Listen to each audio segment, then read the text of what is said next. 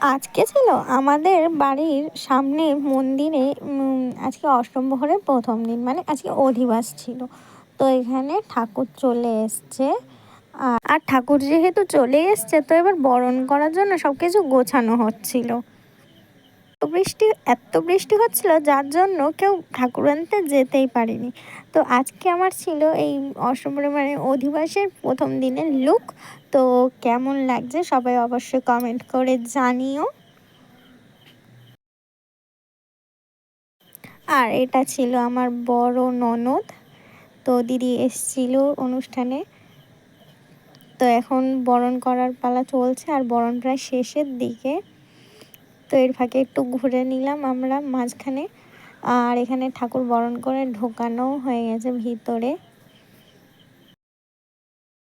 ঠাকুর ঢোকানো হয়ে গেলে সবাই মিলে একটু ঘুরে আসলাম, আর আইসক্রিম কিনে নিলাম সবাই মিলে একসাথে খাওয়ার জন্যে।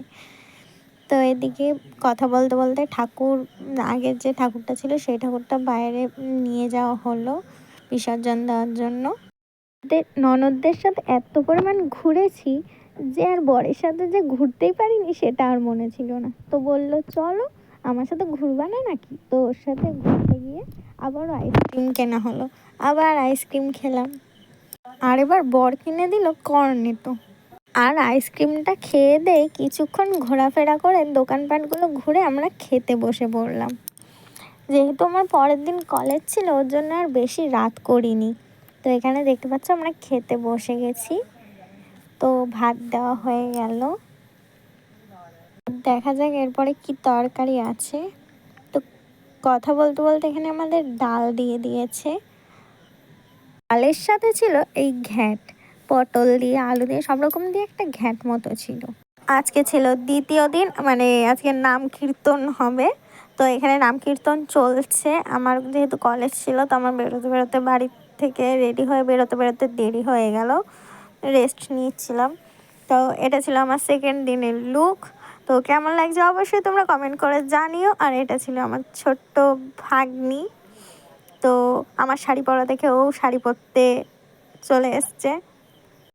আমাকে কেমন লাগছে সেটা তো তোমরা অবশ্যই কমেন্ট করে জানাবে। আর ওকে স্পেশালি পুচকিটাকে কেমন লাগছে সেটা অবশ্যই জানাতে ভুলো না কিন্তু।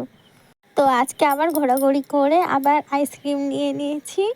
তো আইসক্রিম আমার না নেই, যতই ঠান্ডা হোক না কেন আইসক্রিম খেতে আমি এত ভালোবাসি, তো আইসক্রিম মানা করতে পারি না। তো আজকেও আইসক্রিম খেয়ে নিলাম। আর এখানে সবাই খেতে বসে পড়েছে, তোমরা দেখতে পাচ্ছ। তো এরপরে আমরা এই ব্যাচটা উঠলে আমরাও খাওয়া দাওয়া করে নেব। আজকে ছিল আমাদের লাস্ট দিন কীর্তনের ভোগ দেওয়ার দিন। তো মন খারাপ খুবই, এই দুদিন ধরে খুব হই হুল্লোড় আনন্দ করেছিলাম। তবুও একটু কম করতে পেরেছি আনন্দটা, যেহেতু আমার কলেজ ছিল।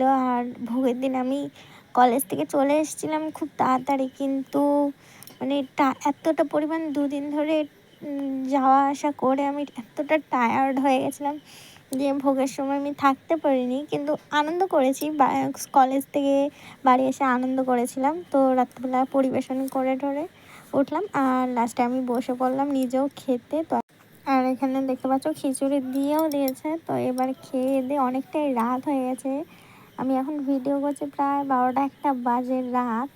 তো এবার খেয়ে দিয়ে চলো ঘুমিয়ে পড়া যাক। তো আজকে এতটুকুই থাকছে। তো ভিডিওটা কেমন লাগলো তোমাদের অবশ্যই কমেন্ট করে জানিও। আর অবশ্যই ভিডিওগুলো যদি ভালো লেগে থাকে তোমাদের লাইক কমেন্ট আর শেয়ার করে সাবস্ক্রাইব করে পাশে থেকো।